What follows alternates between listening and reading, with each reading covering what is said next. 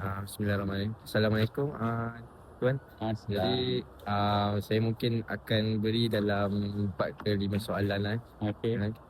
Terima kasih jugalah sebab sudi nak luangkan masa juga masa saya untuk adakan sistem mobile ni.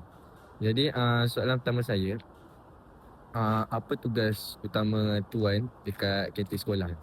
Saya masak. Firstly saya masak. Saya uruskan barang-barang untuk beli semua. Saya handle saya handle lah kantin ni. Cuma mak saya dengan mak saya dengan bypass saya. Tapi yang uruskan banyak saya lah. Oh, urus dan beli barang Semua baik. semuanya abang. Okay, tu soalan yang kedua pula. Bagaimana Tuan nak pastikan makanan yang Tuan nak jual ni sentiasa bersih dan selamat untuk dimasak? Okay. Firstly kita kena letak tempat barang yang kita nak beli tu, barang yang kita beli tu tempat yang selamat, bertutup satu. Freezer, chiller kita kena tengok suhu dia betul tak betul. Lepas tu barang beli hari-hari. Saya beli hari-hari, saya simpan barang. Barang kering ke barang basah hari-hari saya beli, tak ada simpan. Dan saya masak hari-hari, tak ada panaskan makanan. So hari-hari masak. Memang tak ada sisa-sisa. Tak ada. Hari-hari masak. Jadinya kalau makanan lebih tu akan Bagi orang. bagi Mana orang. yang lebih, saya bagi orang tu. Alright. Okay, terima kasih untuk soalan yang ketiga. Soalan ketiga saya, apakah cabaran yang selalu Tuan hadap sewaktu uruskan kantin?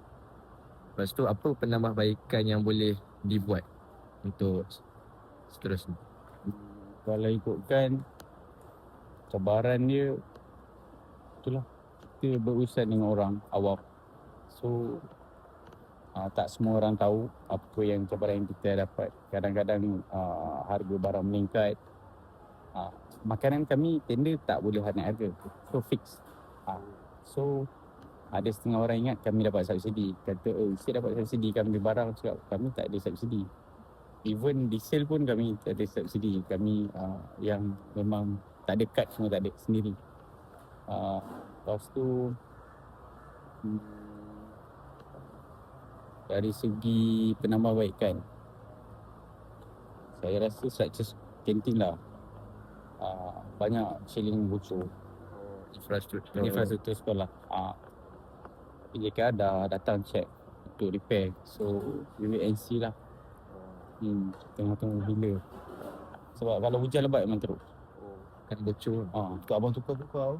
Tapi dia pecah balik sebab atas yang pecah. Atas yang bocor. Bila abang tukar sini, abang dah tukar dia bocor. Tapi jatuh balik. Tu abang cakap dia, kat cikgu, tak boleh abang tak akan letak. Takut nanti kena kepala budak waktu rehat.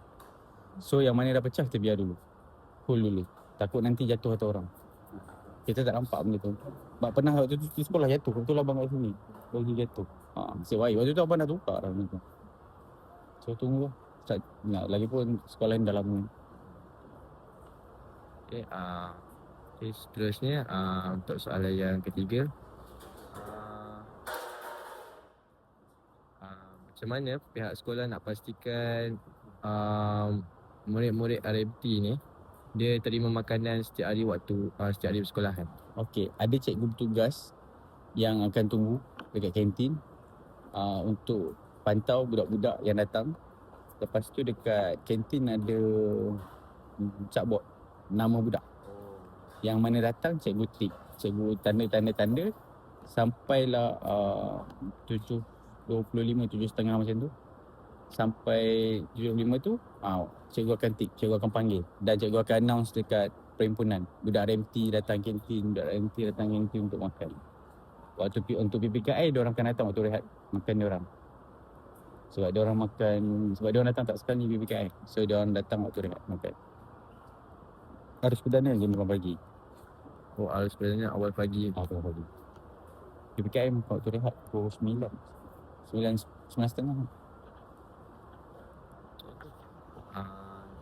Terima kasih Encik. Untuk soalan yang terakhir pula. Jadi soalan yang terakhir, apakah harapan tuan untuk tingkatkan lagi perkhidmatan kantin sekolah?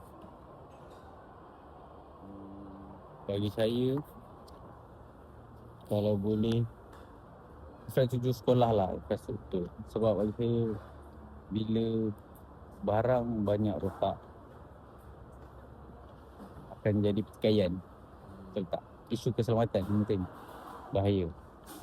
So saya harap sekolah, keadaan ceiling atap sekolah ni kalau boleh repair. Itu yang saya minta. Dah request. So tunggu je. Kalau dari segi peruntukan, Dari segi peruntukan, kami kantin peruntukan kami tak ada. Cuma RMT je yang ada duit daripada kementerian. Dari lain tak ada. Kami tak ada. Sebab makan kami jualan harian. Jualan harian. RMT memang duit peruntukan. Buat masa sekarang ni RM3.50 untuk satu orang budak.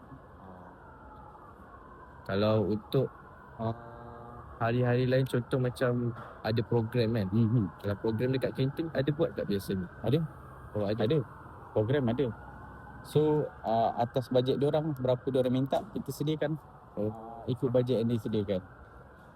Berapa yang dia minta, kita sediakan. Kira ikut bajet lah.